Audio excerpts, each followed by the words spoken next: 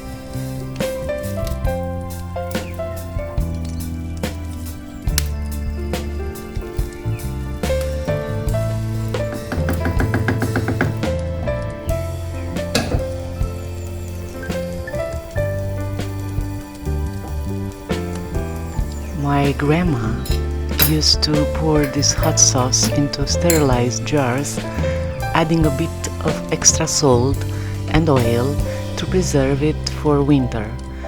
Well, back then everything came from their own garden and preserving food was a must. Instead, I don't make a big batch, but I store my eggplant tomato sauce in the fridge. Once a jar is opened, we try to finish it within a week, though honestly, it never lasts more than 2 or 3 days. To seal the jars, I pour in the hot sauce, flip the jar upside down and cover it with a kitchen towel.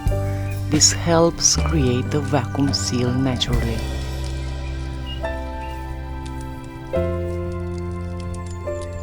My favorite way to eat this? As a healthy snack. Spread on a crispy cracker, topped with salty goat cheese. It's simply irresistible.